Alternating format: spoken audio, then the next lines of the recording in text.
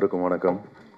இங்கே மேடையில் வீட்டிற்கும் அனைத்து ஜாம்பவான்களுக்கும் வந்திருக்கும் பத்திரிகை நண்பர்களுக்கும் என்னுடைய தாழ்மையான வணக்கங்களை தெரிவித்துக் கொள்கிறேன். டைரக்டர் ஆதிராஜா அவர்கள் எனக்கு என்னுடைய 2வது படம் அவர் எனக்கு வாய்ப்பு கொடுத்தாரு ராமர் படத்தில். அப்போ நான் யாருனே தெரியாத அந்த அளவுக்கு ரொம்ப க்ரௌடில் தான் நான் வந்திருந்தேன். கம்பெனி ஆர்டிஸ்டாக தான் இன்ட்ரோ ஆனேன். சும்மா சைடில் தான் இன்ட்ரோ ஆயிருந்தேன்.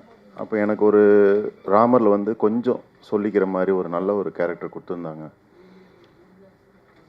அதுக்கப்புறம் ரொம்ப நாள் பயணத்துக்கு அப்புறம் இப்போ அவர் படம் பண்ணியிருக்காரு. என்னுடைய வாழ்த்துக்களை தெரிவிச்சுக்கிறேன். சார், நீங்கள் வெற்றி அடையணும், மேலே மேலே படம் பண்ணுங்கள்.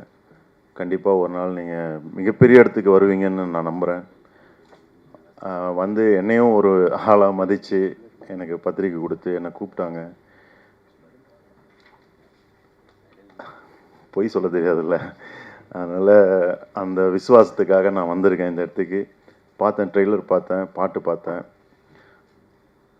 ஓகே, நல்லா இருக்குது. இன்னும் சூப்பராக பெட்டராக பண்ணியிருக்கலாம். அவங்களுக்கு என்னென்ன கஷ்டங்கள் இருந்துச்சுன்னு நமக்கு தெரியாது, வெளியிலேருந்து என்ன வேணால் பேசிடலாம். இருந்தாலும் அவங்க போட்ட எஃபர்ட்டுக்கு கண்டிப்பாக அவங்களுக்கு நல்ல பலன் கிடைக்கணும்னு நான் கடவுளை வேண்டிக்கிறேன். எல்லோரும் சப்போர்ட் பண்ணுங்கள். ப்ரெஸ் பீப்புள்ஸ் அவங்களுக்கு சப்போர்ட் பண்ணுங்கள். Thank you so much.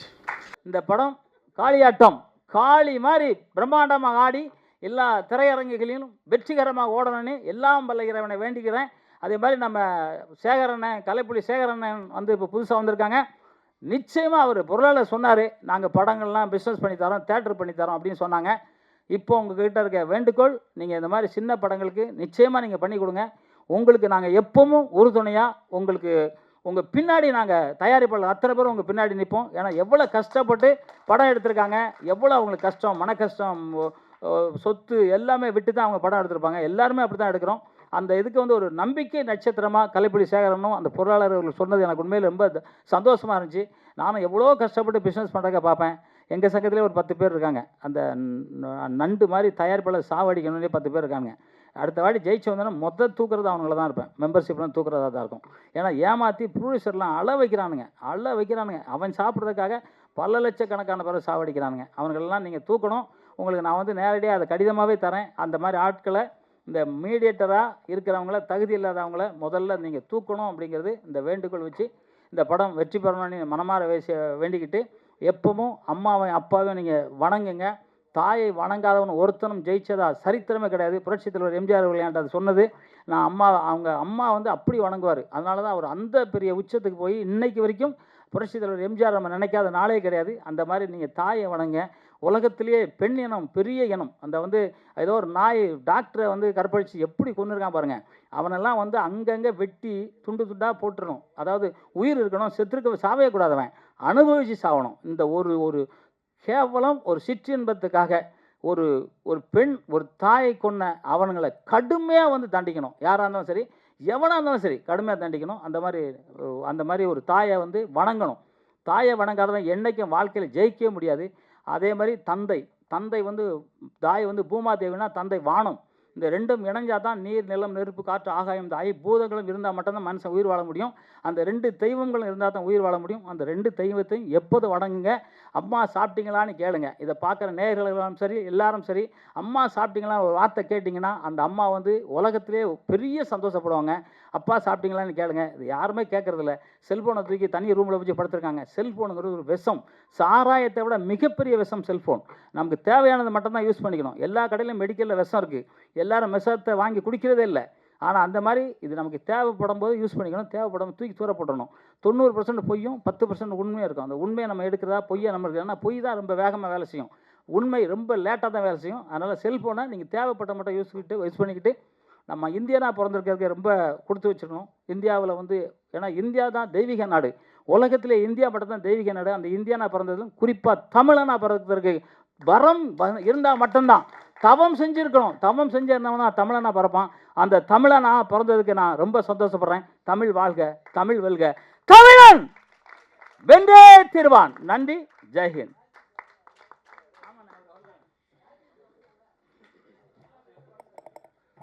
நான் வரும்போதே மாஸ்டர்கிட்ட பேசினேன். அவரை பற்றி சொல்ல மறந்துட்டேன். அடுத்து நாங்கள் 2 பேரும் உட்காந்துருந்தோம். உட்காந்தோன்னே, "அண்ணே நான் ஒரு துண்டு போட்டு ஒன்று செஞ்சேன். அமீர் கான் என்னை கூப்பிட்டாருன்னாரு."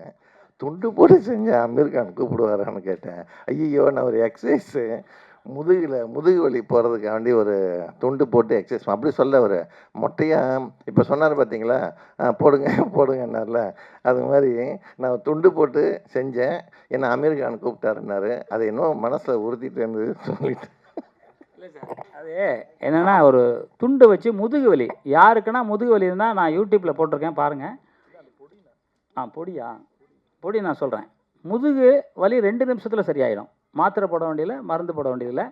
நீங்கள் வந்து ஒரு 6 கோடி பேர் அதை ஃபாலோ பண்ணியிருக்காங்க. நிறைய டாக்டர்ஸ்கிட்ட வந்து ஃபோன் பண்ணி அதை கேட்டுக்கிட்டு இருக்காங்க. ஒன்றுமே இல்லை, துண்டை முறுக்கிட்டு நான் எனக்கு வந்து L1 L2 L4 L5 accident ஆகி உடஞ்சி போச்சு. ஆப்ரேஷன் பண்ணணுன்னு சொன்னாங்க. எனக்கு வந்து ஒரு கனவில் வந்து சொன்னது, அதை பண்ணேன். இன்றைக்கி வரைக்கும் எனக்கு எந்த வலியும் கிடையாது. அதனால் எல்லாருக்கும் சொல்லணும்னு சொன்னேன். அது மட்டும் இல்லை, தலைவலியை நான் சரி பண்ணிவிடுவேன் மாத்திரை மருந்து இல்லாமல். நேற்று கூட ஒரு போன வாரத்தில் ஒரு அம்மாவுக்கு மார்பகத்தில் கட்டி வந்தாங்க. ஒரு ஒத்தடம் கொடுத்தேன், சரியாக போச்சு. அவங்க வீடியோவை பேசி எனக்கு அனுப்பிச்சிருக்காங்க. ஏன்னா அது வந்து சித்தர் வழிபாட்டில் இருக்கும். நிறையா மருத்துவம், நம்ம தமிழ் மருத்துவம் உலகத்திலே பெரிய மருத்துவம் தமிழ் மருத்துவம். விளையாட்டாக கூட இல்லை. நீங்கள் கை கால் இடுப்பு எந்த வழியாக இருந்தாலும் சொல்லுங்கள், நான் வந்து அதிகபட்சம் 1/2 மணி நேரத்தில் உங்களுக்கு சரி பண்ணிவிடுவேன். 1/2 மணி நேரத்தில் எந்த காசு பைசாலாம் கிடையாது, ஃப்ரீ தான். மருந்து எல்லாம் நானே தான் தருவேன். எல்லாம் ஃப்ரீயாக சொல்கிறேன். அண்ணன் சொன்னக்காக சொல்கிறேன். துண்டை வச்சு ஒரு மருந்து சொன்னேன். அது அண்ணன் வந்து வேறு டபுள் மீனிங்காக எடுத்துட்டார். ஏன்னா அவர் எப்போ டபுள் மீனிங்காக தான் எடுப்பார். ஆனால் நல்ல மனுஷன்ல அவர் எடுத்தார், சிரிச்சுக்காக சொன்னேன். ஸோ அதை வச்சு நான் விளக்கமாக சொல்லணும் இல்லையா. ஒரு துண்டை முறுக்கி அது வந்து இடுப்பு வலிக்கு நீங்கள் யூடியூப்பில் பாருங்கள். அது அது ஒரு 2 நிமிஷம் தான், நிறைய நிமிஷம்லாம் இல்லை, 2 நிமிஷம் தான். அமைச்சர் அனிதா ராதாகிருஷ்ணன் அவங்க ரொம்ப காலமாக இருந்துச்சு. நான் போய் சொல்லி கொடுத்து இன்றைக்கி அவருக்கு சரியாயிடுச்சு. அதே மாதிரி நிறைய பேருக்கு நான் சொல்லி கொடுத்துக்கிட்டு இருக்கேன். அதை நீங்கள் ட்ரை பண்ணுங்கள். ஆஸ்பத்திரிக்கு போக வேண்டாம், அது சரியாயிடும். நன்றி, வணக்கம். என் பேச்சிலும் மூச்சிலும் கிஞ்சித்து இடமின்றி எங்கும் நிறைத்திருக்கின்ற என் அன்னை தமிழ் திருவடி வணக்கம். மேடையில் அமர்ந்திருக்கின்ற திரையுலக சான்றோர்களே, சாதனையாளர்களே, படத்தின் தொழில்நுட்ப கலைஞர் அவர்களே, இயக்குனர் அவர்களே, இவர்களுக்கெல்லாம் தங்கள் தோள் மீது தாங்கி நிற்கின்ற தயாரிப்பாளர் அவர்களே, அனைவருக்கும் எனது நன்றி. இந்த விழாவை பொறுத்தவரை எனக்கு ஒரு சிறப்பான விழா. ஏனென்றால் கடந்த ஞாயிற்றுக்கிழமை தான் எங்கள் தேர்தல் நடைபெற்றது. திங்கட்கிழமை தான் நாங்கள் பதவியேற்றோம். அதற்கு பிறகு முதலாக நான் விழா மேடைகளில் பேசுகின்றது இந்த மேடை தான். அதனால் இந்த காளியாட்டத்திற்கு நான் என் சிறந்தாழ்த்தி வணங்குகிறேன். இந்த நான் வந்து அறிவியல் தெரியாமல் கொஞ்சம் பேச மாட்டேன். அது என்னுடைய பழக்கம். நம்ம ஜாகுவார் அவருடைய பழக்கம், அது வேறு. ஏன்னா அவங்களுக்கு உரிமை இருக்குது.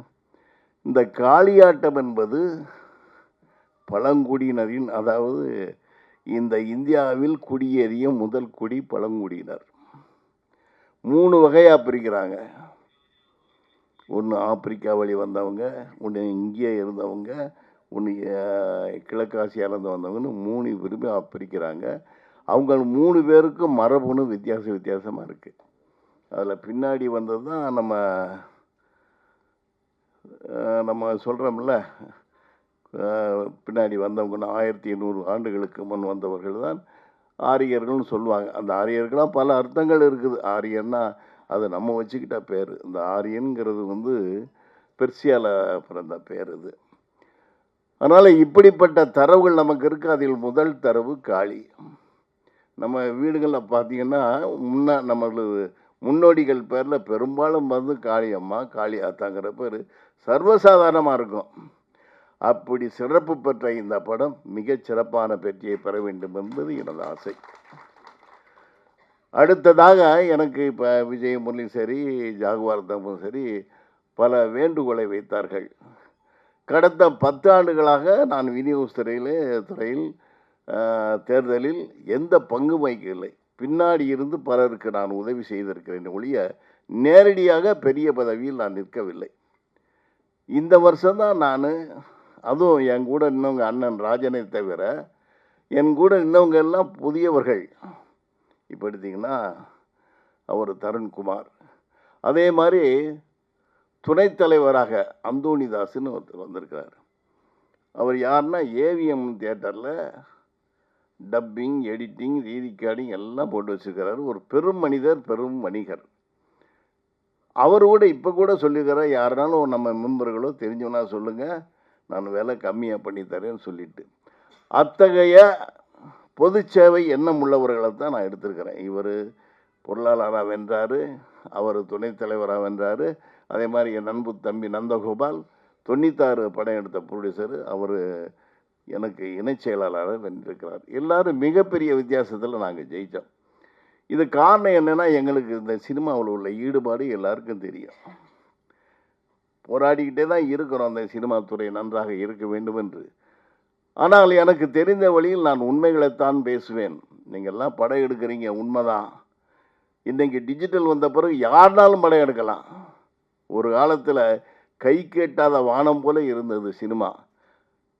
சினிமா வெறி பிடித்தவர்கள் தான் இந்த திரையுலகிலே வர முடியும் என்ற ஒரு காலகட்டம் இருந்தது. ஆனால் இன்று அப்படி இல்லை. யாருனாலும் படம் எடுக்கலாம். இப்போ இன்றைக்கி நிறையா டைரக்டர்கள்லாம் வெறும் ஷார்ட் ஃபிலிம் எடுத்து வந்தவங்களாம் இருக்கிறாங்க, லெஃப்ட்டு ரைட்டு தெரியாதவங்களாம் இருக்கிறாங்க. அதில் ஒரு சிலர் மாபெரும் வெற்றியாளராக பவனி வந்து கொண்டு இருக்கிறார்கள். இதில் காலத்தின் கட்டாயமா கோலமா என்று நமக்கு தெரியவில்லை. ஏன்னா வெற்றி யார் வெற்றி கொடுக்கிறார்களோ அவர்கள் புகழப்படுவார்கள். நீங்கள் என்னதான் நல்ல படம் எடுங்க, அது உங்கள் சூழ்நிலையில் படம் ஓடாமல் போயிடலாம். அப்படி இருந்தால் நீங்கள் பலபடி போராடத்தான் செய்யணும். அப்படி ஒரு சூழ்நிலை இன்றைக்கி இருக்குது. இன்றைக்கி உதாரணமாக இன்றைக்கி தம்பி விஜய் நடித்த படம் அதாவது எனக்கு தெரிஞ்சு சமீபத்தில் ஒரு பெரிய ஓப்பனிங். அது நல்லா இருக்குதா நல்லா இல்லையா எனக்கு தெரியாது. ஆனால் பெரிய ஓப்பனிங். அது விஜய் முரளி தெரியும். அவர்கிட்ட எத்தனை பேர் டிக்கெட் கேட்குறாங்க. இதுக்கு எப்பா விட்டா போதும்னு ஆகி போச்சு எனக்கு. ஏன்னா நாங்கள் இப்போ தான் பதவிக்கு வந்திருக்கிறோம். எல்லாத்தையும் இறங்கலாம் டிக்கெட்டை விட்டு அவன் ஐயோ அப்பான்னு போனா அப்படின்னு வச்சுட்டு போயிடுறான். அப்படி ஒரு சூழ்நிலை இருந்தாலும் அந்த படம் பெரிய ஒரு வசூலை கொடுத்துருக்கிறது. காரணம், அவர் ஜனங்க கிட்ட நல்லா பரவி இருக்கிறாரு, கலந்துருக்கிறாரு. ஆனால் அடுத்த அந்த திங்கக்கிழமைக்கு மேலே அந்த படம் என்னங்கிறது அதனுடைய இதை பற்றி தான் தெரியும். அதனால் அந்த படத்தை நினச்சிக்கிட்டு நம்ம யாரும் பயந்துருக்க வேண்டாம். என்னை கேட்டால் சினிமா உலகம் நல்லா தான் இருக்குது. நம்ம நல்லா இல்லை, நம்ம சரியாக இல்லை. சின்ன படங்கள் இப்போ வாழை எடுத்துக்கங்க. என் வாழைக்கு ஒரே ப்ளஸ் பாயிண்ட் என்னென்னா, மாரி செல்வராஜ் அடுத்து அந்த படம் நல்லா இருக்குன்னு பொது ஊடகங்களில் பெரிய அதுக்கு ஒரு உந்துதலை கொடுத்தாங்க. யாருமே எதிர்பார்க்கல அது இந்த அளவுக்கு வசூலை கொடுக்கும். ஒரு சின்ன பட்ஜெட் படம் என்னை கேட்டால் ஒரு 3-4 கோடி இருக்கலாம்னு நினைக்கிறேன். ஆனால் இன்றைக்கி அவரை பொறுத்த அவர் தான் ப்ரொடியூசரு. எனக்கு தெரிஞ்சு ஒரு 15 கோடி கிடைக்கலாம் அவருக்கு. எவ்வளோ மாபெரும் வெற்றி அந்த படம். அதே மாதிரி உதாரணத்துக்கு ஜோ அது இதுன்னு முன்னாடி ரிலீஸ் ஆச்சு. அந்த படங்கள்லாம் ரொம்ப சின்ன பட்ஜெட் படம் தான். படம் நன்றாக இருந்ததுனாலே அது வசூல் சிகரத்தை தொட்டது. நம்ம நல்லா இருக்குன்னு நம்மளே நினச்சிக்கிட்டோம்னா அது ஜனங்கிட்ட போய் சேர மாட்டேங்குது. நடிக்கிறவர்கள் அதுக்கான நடிகர்களாக இருக்க வேண்டும். ஒரு இளவயது கணவன் நான் படத்தில் காமித்தால் அவன் இளவயதினாக இருக்க வேண்டும். ஒரு நடிகையை, அழகுமிக்க நடிகை இளைஞர்கள் விரும்புவதைப் போல அழகுமிக்க ஒரு நடிகனையும் இளைஞர்கள் விரும்புவார்கள். இது எல்லாருக்கும் தெரிஞ்ச விஷயம்தான்.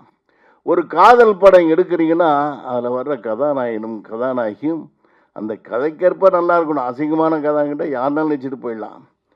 உதாரணத்துக்கு நான் ஜமீன் கோட்டைங்கிற படத்தில் நானே ஹீரோவை நடித்தேன். எனக்கு அப்போ 43 வயசு. முரளிக்கெலாம் தெரியும்.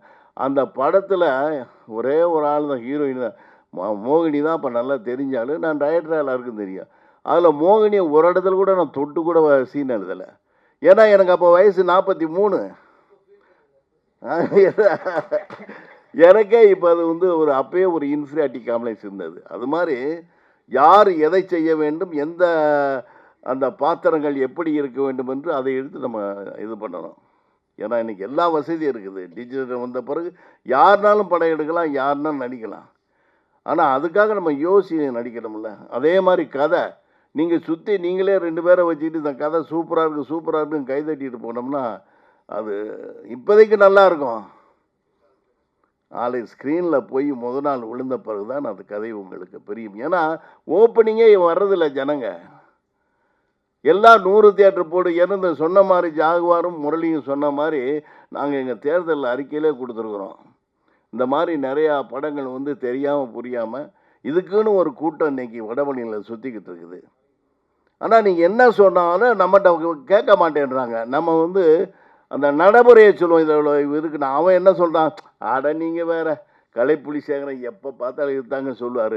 நீங்கள் வாங்கினேன் 100 தியேட்டர் எடுத்து கொடுக்குறேன், 200 தியேட்டர் எடுக்கிறேன், எப்படி ஓடுது பாருங்க அவன் பணம்னா ஒன்றும் ஓடாது. அவனால் 100 தியேட்டரை எடுக்க முடியாது.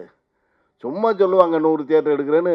கியூபு காசு வேது, கியூபு கட்டுறானா கட்டாதான் அது கூட நமக்கு தெரியாது. ஏன்னா முதல் ஷோவே அதில் என்ன பண்ணுறாங்கன்னா, நான் நடக்கிற உண்மையை சொல்கிறேன், தியேட்டருக்காரன்ட்ட போய் அண்ணா தியேட்டர் கொடுக்கணையோ இதெல்லாம் யார் பார்ப்பான்னு கேட்பான். ஆனால் பேரை போட்டுக்கிறேண்ணே அப்படிமா. கியூபில் கட்ட மாட்டாங்க, அந்த ஒரு தியேட்டர் கட்ட மாட்டாங்க. நீங்கள் வந்து கேட்டானே பார்ட்டி கேட்டால் ஆள் வரல, அதை நாங்கள் இது பண்ணிட்டோன்னு சொல்லிடுங்க. அது மாதிரி தான் நடக்குது. அதுக்காகத்தான் நாங்கள் இப்போ ஒரு இதை நாங்கள் பேசிக்கிட்டு இருக்கிறோம். அது எப்படி பண்ணுறது, என்ன மாதிரி பண்ணுறது. 10 தியேட்டருக்கு மேலே ரிலீஸ் பண்ணக்கூடாது சார் சின்ன படத்தை. சிட்டி செங்கற்பட்டில் நல்லா ஓடிச்சுன்னா இங்கே பாருங்கள், ஒன்று மட்டும் நினச்சிங்க, சொந்த மகன் எடுத்தாலும் தகப்பன் தன் தியேட்டர்லேயே போட மாட்டான் விஜய்னா அதை தான் போடுவேம்மா. தகப்பன் எடுத்தாலும் பையன் ஓனாராஜா தேடி போப்பா உன் படத்தில் எவன் பார்ப்பான் அப்படின்ட்டுருவான். அவன் விஜய் படத்தை தான் போடுவான். அதனால இது எல்லா தியேட்டருக்காரங்களும், ஏன்னா அவங்களுக்கு அதுதான். ஏன் ஆள் வராத இடத்துல போய் நான் என்ன கையிலேருந்து காசு போட்டு ஏசிக்கிட்டுவேனா? ஏன் கையிலேருந்து போனால் அவன் கேட்டுக்கு நியாயம் இருக்குது. இப்போ ஒரு நாங்கள் எங்களுக்கு தெரியும் பேசி வச்சுருக்குறான். இப்போ பொதுவாக 50 டிக்கெட்டு வாங்க சொல்கிறாங்க மல்டிப்ளெக்ஸில். சார் ஒரு ஷோ படம், நீங்கள் மஞ்சுமல் பாய்ஸ் எத்தனை ஷோ போட்டாங்க? ஒரு ஷோ தான் போட்டாங்க ஒவ்வொரு தியேட்டரில் ஒரு ஷோ. நல்லா இருக்க மறுநாள் 2, 4, 8, 12 தியேட்டருக்காரங்க படம் ஓடிச்சுன்னா எதை பற்றியும் கவலைப்பட மாட்டான். போடுறான்னு போட்டு ஏற்றிக்கிட்டே போவான். கியூபை கட்டுங்க கியூப் போட்டு ஊர் பூரா வரும். ஒரு 500 தியேட்டரில் உங்கள் படம் ஓடும். அவசரப்பட்டு நீங்கள் போய் பெரிய பள்ளத்தில் விழுந்துடக்கூடாது. போகிற வழியில் பாருங்கன்னா, அந்த இங்கே ஏதோ ஒரு வழியில் பார்த்தேன் பயங்கரமான பள்ளம் இருக்கிறது. இந்த மெட்ரோவுக்கு வச்சுருக்காங்க, பக்கத்தில் யாரும் வந்துடாதீங்க. அது மாதிரி தான் இது. இந்த விநியோகம் பண்ணுற இடத்துல அது ஒரு பயங்கரமான பள்ளம். அதை இறங்கும் போது அதை நீங்கள் பார்த்து இறங்கணும், யோசிச்சு இறங்கணும். யாரோ கண்டவங்கெல்லாம் கேட்டு இறங்கக்கூடாது. அதை தீர்ப்பதற்காக, முற்றுப்புள்ளி வைப்பதற்காகத்தான் நான் எல்லா தயாரிப்பு கூட சங்கம் கூட நாங்கள்லாம் ரெடி பண்ணிக்கோம். ரெடி பண்ணிவிட்டு அவங்கள்ட்ட கேட்போம், யாராச்சும் அட்வைஸ் பண்ணுங்க அப்படி வந்தால். அதுலேயும் நிறையா இருக்குது சார். எடுத்தோம்னா எல்லா படத்துக்கும் நம்ம எடுத்துட முடியாது. ஏன்னா பணம் இன்வெஸ்ட் பண்ணுறவங்களுக்கோ இல்லாட்டி தியேட்டர் ஒரு தப்பான படத்தை எடுத்துட்டோமா, சார் உங்களுக்கு வேலை இல்லையா சார், ஏன் சார் எங்களுக்கு உயிர் எடுக்கிறோமா. அந்த படத்திற்கு கொஞ்ச நாளும் தரம் இருக்கணும். ஒரு சின்ன பட்ஜெட் நமக்கு தெரியும். அது வந்து மேக்கிங் எதிர்பார்க்கல. அவர் கூட அதை பேசும்போது சார் நான் சொன்னேன், அவன் சார் கரெக்ட் தான். நாங்கள் இன்றைக்கி மீட்டிங் இன்னைக்கு கூட நடந்தது. மேக்கிங்கை பற்றி சின்ன படத்தில் நம்ம எதிர்பார்க்க முடியாது. கண்டென்ட்டு நீங்கள் என்ன சொல்லியிருக்கிறீங்க, எப்படி நடிச்சிருக்கீங்க, காமெடியாக காதலாக சோகமாக ஏதோ ஒன்று கரெக்டாக இருந்தால் அந்த கண்டென்ட் முதலும் நடுவும் முடிவும் கரெக்டாக இருந்துச்சுன்னா எல்லாமே கரெக்டாக இருக்கும். அதுக்காக தான் ஆரம்பிச்சிருக்கிறோம். அது எப்படின்னா, எல்லா தியேட்டருக்காரும் படம் போட மாட்டாங்க சார். மல்டிப்ளெக்ஸில் சும்மாலாம் டக்குன்னு போட மாட்டாங்க. அவங்க என்ன செய்வாங்கன்னா, சரி ஒரு தியேட்டரா எது படமாக நல்லா இருக்குதா சார், ரைட்டு ஓகே சார் ஒரு 50 டிக்கெட்டு வாங்கிக்கோங்க, 200 ரூபான்னா 10,000 ரூபா ஆச்சு. ஒரு ஷோவுக்கு 10,000 ரூபா நீங்கள் கட்டணும். அப்போ தான் கொடுப்பான். அவன் கேட்கல நியாயம் இருக்குல்ல. ஆளே இல்லாமல் அவன் அவ்வளோ பெரிய தியேட்டர் மல்டிப்ளெக்ஸில் எவ்வளவு நிர்வாக செலவு, எத்தனை பேர் பணிவிடுவாங்க, என்ன ஏசி பில்லு, அதெல்லாம் பார்ப்பாங்க. நாங்கள் ஐடியா பண்ணியிருக்கிறது சங்கத்து மூலிமா கேட்டு ஒரு 25 டிக்கெட்டு ஒரு ஷோவுக்கு. அதில் வந்து உங்களுக்கு ஜிஎஸ்டி அதெல்லாம் போக உங்களுக்கும் அந்த ஷேரில் பாதி வரும்ல. அது என்ன வருதோ அதில் பாதி பின்னாடி உங்களுக்கு 40% போட்டுக்கிடுமா. பெரிய பெரிய படங்களுக்கே மல்டிப்ளெக்ஸில் வந்து இன்றைக்கி அவர் கூட தலையிட்டு ஒன்று பேசினார், அவங்க ஃப்ரெண்டுக்காக பேசினார். மல்டிப்ளெக்ஸில் 55% தான், 55 தானேங்க. பிவிஆர்லாம் 55% தான் இப்போ இந்த படத்துக்கே. சின்ன படத்துக்கெலாம் 40%, பெரிய படத்துக்கு 55%, நெக்ஸ்ட் வீக் 50%, மூணாவது 40, இப்படி குறைஞ்சிக்கிட்டே வரும். பெரிய சின்ன படங்களுக்கு மேக்ஸிமம் 40%. 2வது வாரம் 30% தான். ஆனால் அது வசூல் களத்தில் ஃபுல்லாகிடுச்சுன்னா உங்களுக்கு அது வர்ற ஷேர் பெருசாக இருக்கும். ஒரே வாரத்தில் உங்களுக்கு 2 கோடி வரலாம், 3 கோடி வரலாம். பில்டப் ஆகிட்டே போச்சுன்னா 5 கோடி வரலாம், 10 கோடி வரலாம். அது நம்முடைய படத்தின் தரத்தை பொறுத்து நேரங்காலம். போய் என் படம் நல்லா இருக்குன்னு கோர்ட்டுக்கு எதிராக போய் ரிலீஸ் பண்ணிங்கன்னா ஒருத்தன் படமாக வர மாட்டான், யாரும் இருக்க மாட்டாங்க. ஏன்னா தியேட்டர் கொடுக்க மாட்டாங்க. ஒரு தியேட்டரில் 48 ஷோ போட்டுக்கிறாங்க கோர்ட்டு. 48 அங்கே நிறையா ஸ்க்ரீன் இருக்குது. 48 ஷோ ஃபுல்லு. ஏன்னா இந்த காம்படிஷனில் போய் நமக்கு குத்தம் சும்மா நாள் இருக்க மாட்டேன், என்னதை ஏற்றி விட்ருவானுங்க. நம்ம படம் ஓடு சார், நல்லா இருக்கு சார் அப்படிம்பாங்க. அப்படி ரிலீஸ் பண்ணக்கூடாது. உங்கள் படத்தை பார்க்குறதுக்கு ஆள் இருக்க மாட்டான், அதை பற்றி பேசுகிறதுக்கும் ஆள் இருக்க மாட்டான். உங்கள் படம் நல்லா இருக்கணும், அதை பற்றி பேசுறதுக்கு, பார்த்து பேசுவதற்கு நீங்கள் கொஞ்சம் செலவு பண்ணால் தான் நடக்கும். இல்லாட்டி இல்லை அப்படி பண்ணால் அதெல்லாம் பூரா போய் ரிலீஸ் பண்ண மாட்டாங்க. தவறுகள் நிறையா நடக்குதுங்க. சொன்ன மாதிரி தவறுகள் பிடிங்கி தின்னுக்கிட்டு இருக்கிறான். போஸ்ட் போனால் என்ன போஸ்ட் என்ன விலைன்னு எங்களுக்கு தெரியும், என்ன டிஸ்கவுண்ட் கொடுப்பாங்கன்னு நமக்கு தெரியும். ஆனால் அவங்க ஒரு போஸ்ட்டை போட்டு நீங்கள் மொத்தமாக 5 லட்சம் கொடுங்க சார், நாங்கள் பார்த்துக்குறோம். அதை கொண்டு எவ்வளோ உங்களுக்கு செலவு பண்ணால், போஸ்ட் என்ன அடித்தான், ஏது அடித்தான்னு உங்களுக்கு ஒன்றுமே தெரியாது. அதனால் நீங்கள் இவங்க இருக்க தயாரிப்பாளர், இந்த தயாரிப்பாளர் சரி, சக தயாரிப்பாளர் உங்களுக்கு தெரிஞ்சவங்ககிட்ட எல்லாம் சொல்லுங்கள், இப்படிலாம் இருக்குதுன்னு. நாங்கள் அதுக்கு ஒரு முடிவு எடுக்கணும். மற்ற சங்கங்களோட கான்டாக்ட் பண்ணி கரெக்ட் பண்ணி எடுப்போம். அதுக்கு ஒரு குழு வச்சுருக்குறோம், அந்த படத்தை பார்ப்பாங்க. ஏன்னா இது எல்லாம் கொஞ்சம் அப்புறம் நம்ம சங்கத்தில் தொழில் பண்ணக்கூடாது, வியாபாரம் பண்ணக்கூடாது. இப்போ அவர் இருக்கிறாரு, அவங்க ஃபைனான்ஸ், அவங்கள மாதிரி ஒரு 10 பேர் சேர்ந்து ஆளுக்கு ஒரு பணத்தை போட்டு, இல்லை படம் நல்லா இருக்குதா, சரி சார் நீங்கள் கணக்கு கரெக்டாக இருக்கும். தியேட்ரு உங்களுக்கெல்லாம் தியேட்ரு கொடுக்க மாட்டான். சங்கத்திலேருந்து எடுத்தால் மல்டிப்ளெக்ஸில் கூட ஒவ்வொரு ஷோ வாங்கிடுவோம். அது அவர் பொறுப்பேற்றுக்கிறாரு. நான் அதுக்கு மேலே சொல்லுவேன், அவங்களால முடியலைன்னா நான் கடைசியாக நான் சொல்லுவேன். அது பல வழிகள் இருக்குது, அதை நாங்கள் சொல்லி எடுக்கலாம் என்ற ஒரு தீவிர முயற்சியில் நாங்கள் ஈடுபட்டு இருக்கின்றோம். அத்தகைய முயற்சி வென்றால் அதுவும் ஒரு காளியாட்டம் மாதிரி அமையும் சின்ன ஆளுங்களுக்கு. அவ்வளோதான். நன்றி, வாழ்த்துக்கள். தாயில் சிறந்த கோயிலும் இல்லை, தந்தை சொல் மிக்க மந்திரம் இல்லை என்ற பொன்மையில் வாழ்ந்தவன் நான். என் தாய்க்கும் தந்தைக்கும் முதல் நன்றி.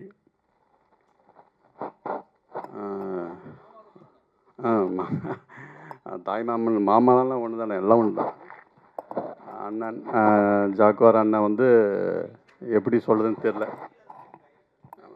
ஜாக்குவார் தங்க அண்ணன் எனக்கு சொல்லி அடிப்பேன்னு ஒரு படம், விவேக் சார் ஹீரோ. நான் தான் அப்போ அவரை காரெல்லாம் கூப்பிட்டு போயிட்டுருப்பேன். அப்போதுலேருந்து எனக்கு அவர் நெருங்கிய தொடர்பிலே தான் இருக்கிறேன் அவர்கிட்ட, அண்ணங்கிட்ட. அதுக்கப்புறம் என்னுடைய நண்பர் ராஜசீமன் எனக்கு இன்னும் நெருங்கிய நண்பராக தான் இருக்கிறாரு. என்னுடைய உயிரினும் மேலான பிரகாஷ் அண்ணன்.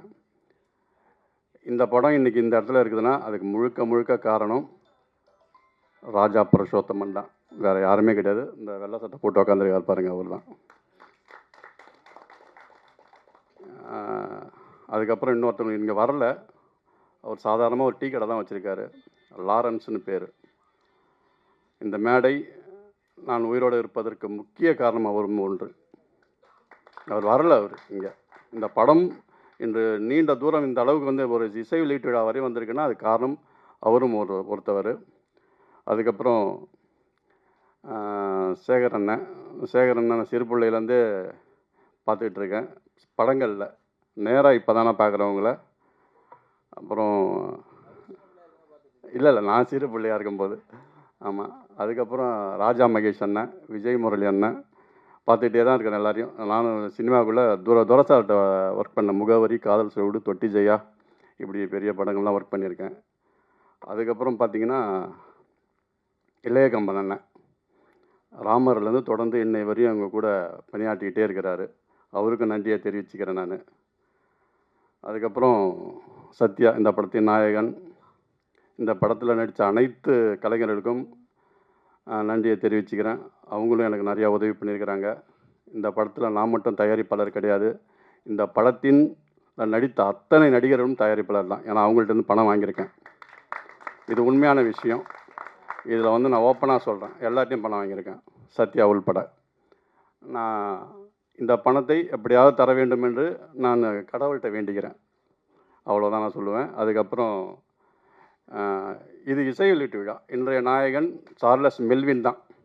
பொதுவாக வந்து என்னன்னு கேட்டிங்கன்னா, இசை வெளியீட்டு விழான்றது ஒரு இசையமைப்பாளருக்கான ஃபங்க்ஷன் மட்டுமே. எல்லாரும் நாயகர்கள்லாம் மைக்கை பிடிச்சிக்கிறாங்க இப்போ. அது நமக்கு இந்த ஃபங்க்ஷனில் தேவையில்லை. இருந்தாலும் சொல்ல வேண்டிய கட்டாயத்தில் இருக்கிறேன். தமிழ்நாட்டில் முதன்முறையாக ஒரு அட்டையில் இசையமைப்பாளரின் படத்தை போட்ட நான் மட்டும்தான். மீதி யாருமே இருக்க முடியாது. எனக்கு தெரிஞ்செல்லாம் ரவுண்டாக போடுவாங்க, சின்னதாக போடுவாங்க. ஆனால் நான் அப்படி போடல. முழுக்க முழுக்க ஒரு அட்டையில் இசையமைப்பாளரோட ஃபோட்டோ போட்டுருக்கிறேன். ஆமாம், ரொம்ப சந்தோஷம்ண்ணா, ரொம்ப சந்தோஷம். அதனால் இது முழுக்க முழுக்க இசை. இன்றைக்கி வந்து இந்த படம் இன்றைக்கி ஆடியோ லான்ச் நடக்குது. எல்லாமே பண்ணிகிட்ருக்கேன். நான் ஒரு பக்கம் பணத்துக்கு அலைஞ்சிட்ருக்கேன், இவர் ஒரு பக்கம் இந்த பக்கம் இங்கே ஒர்க் பண்ணிகிட்ருக்காரு. கிட்டத்தட்ட நாங்கள் ஒரு 5 நாளாக 2 பேரும் தூங்கவே இல்லை. இந்த பாடல் 2வது பாடலை பார்த்தீங்க. அந்த பாடல் பார்த்தீங்கன்னா ஒரே நாள் நைட் ஷூட் பண்ணோம். ஒரே நாள் நைட் தான் ஷூட் பண்ணோம். சரியான மழை, செம மழை, ஒன்றுமே பண்ண முடியல. பணத்துக்கு ஒரு பக்கம் பல பிரச்சனை. ஏதோ இன்றைக்கி போராடி இந்த பக்கம் வந்து நின்றுட்டுருக்குறோம். அதுக்கு முக்கிய காரணம் சார்லஸ் மெல்வின் தான். இன்றைக்கி இங்கே இந்த ஆடியோ, இந்த சாங்கு, இந்த ட்ரெய்லர் எல்லாத்துக்கும் காரணம் சார்லஸ் மெல்வின் தான். அவருக்கு நன்றியை தெரிவிச்சுக்கிறேன். அதுக்கப்புறம் இந்த பத்திரிகையாளர்கள்லாம் எங்கள் சின்ன சின்ன படங்கள்லாம் கொஞ்சம் ஆதரித்து எங்களை கொஞ்சம் பூஸ்டப் பண்ணி மேலும் எங்களை வளர்த்து விடணும்னு நான் கடவுள்கிட்ட வேண்டிக்கிறேன். உங்கள்கிட்டையும் வேண்டிக்கிறேன். நீங்கள் தான் என்ன கடவுள். உங்கள்கிட்டையும் வேண்டிக்கிறேன். நன்றி, வணக்கம். அனைவருக்கும் வணக்கம். வருண் ஸ்டுடியோ நிறுவனம் தயாரித்திருக்கின்ற என் அன்பு தம்பி ஆதிராஜா அவர்களின் இயக்கத்தில் என் உடன்பிறவா பாச தம்பி சார்லஸ் மெல்வின் அவர்களின் இசையில் உருவாகி இருக்கின்ற இந்த காளியாட்டம் திரைப்படத்தின் பாடல் வெளியீட்டு விழாவில் உங்களை சந்திப்பதில் இளையகம்பன் பெருமை கொள்கிறேன். பத்திரிகை துறை நண்பர்களே, ஆன்றோர் சான்றோர் பெருமக்களே, இந்த மேடையில் வீற்றிருக்கின்ற கலை உலக சிற்பிகளே, அன்பு தலைவர் ஜாக்குவார் தங்கம் அவர்கள் இருக்கிறார். நான் இளம் வயதில் பார்த்து வியந்த இயக்குனர் கலைப்புலி சேகரன் அவர்கள் இருக்கிறார். உளவாளி, ஜமீன் கோட்டை, அற்புதமான திரை சிற்பி அவர். அதை போலவே ஒரு அற்புதமான ஒரு உறுதிமொழியை இந்த மன்றத்தில் நம் தருண்குமார் சார் அவர்கள் வடித்திருக்கிறார், விதைத்திருக்கிறார். ராஜா சார் இயக்குனர். இப்படி பெருமை கொள்ளத்தக்க பெருமகன்கள் எல்லாம் இந்த மன்றத்தில் வீற்றிருக்கிறார்கள்.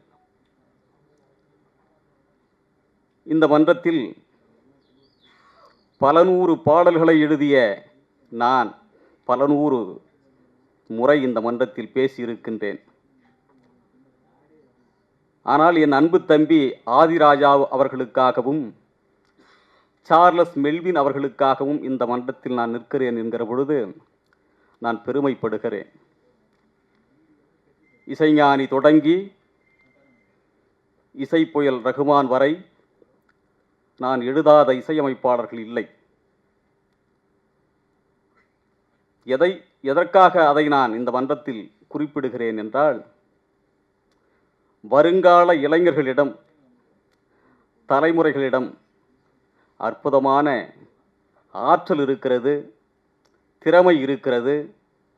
அதன் உருவமாகத்தான் என் அன்பு தம்பி ஆதிராஜா அவர்களையும் சார்லஸ் மெல்வின் அவர்களையும் நான் காண்கிறேன். நீண்ட நெடிய போராட்டத்திற்கு பிறகு இந்த படத்தை என் அன்பு தம்பி ஆதிராஜா இயக்கியிருக்கிறார். முன்னமே 10 ஆண்டுகளுக்கு முன் என்று நான் கருதுகிறேன். ராமர் என்கின்ற ஒரு படம். அந்த வெற்றி படத்தில் அனைத்து பாடல்களையும் இளையகம்பன் தான் எழுதியிருந்தான். அதற்கு பிறகு நீண்ட நெடிய போராட்டத்திற்கு பிறகு ஆதிராஜா அவர்களின் கடும் உழைப்பால் இந்த காளியாட்டம் இந்த மன்றத்திற்கு வந்திருக்கிறது. இதிலும் நான் ஒரு பாடலை எழுதுகிற வாய்ப்பை நான் பெற்றேன். என் அன்பு தம்பி சார்லஸ் மெல்வின் அற்புதமான அந்த மெல்லிசை மிட்டை வழங்கியிருக்கிறார்.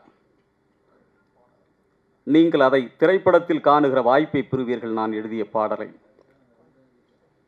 என் தம்பி ஆதிராஜா அவர்களும் மெல்வின் அவர்களும் முழு விடியலை காண வேண்டும் என்பதற்காக இந்த பாடலில், இந்த மெட்டில் நான் எழுதிய முதல் பல்லவியே, முதல் முறை என் வானிலே முழு விடியலை பார்க்கிறேன் என்றுதான் அந்த பல்லவி தொடங்கும். ஏனென்றால் இந்த படத்திலிருந்து தம்பி ஆதிராஜா அவர்களுக்கு முழு விடியல் ஒன்று காத்திருக்கிறது, அது நிகழப்போகிறது என்று நான் கருதுகிறேன். அதன் வடிவமாகத்தான் இந்த அற்புதமான படத்தின் முன்னோட்டத்தை நான் காண்கிறேன். என்னைப் போல இந்த படத்தில் 2 பாடல்களை எழுதிய என் அன்பு தம்பிகள் ஆனந்த், இன்னொரு பேர் என்னப்பா, பரணிதரன், இந்த அருமை தம்பிகள் இருவருக்கும் மூத்த கவிஞன் என்கின்ற முறையில் நான் வாழ்த்துக்களை தெரிவிக்கின்றேன். உங்கள் ஆதரவில், உங்கள் வரவேற்பில், உங்கள் அரவணைப்பில் இந்த படம் காளியாட்டம் காவிய ஆட்டமாக நிகழ்த்த வேண்டும் என்று நான் கேட்டுக்கொண்டு, இன்னும் பல படங்கள் என் தம்பி ஆதிராஜா செய்வார். சார்லஸ் மெல்வின் அவர்களுக்கு இன்னும் நான் நிரம்ப எழுதுவேன். வாழ்க வாழ்க தமிழ், வளர்க நற்றமிழ் நாடு. வணக்கம்.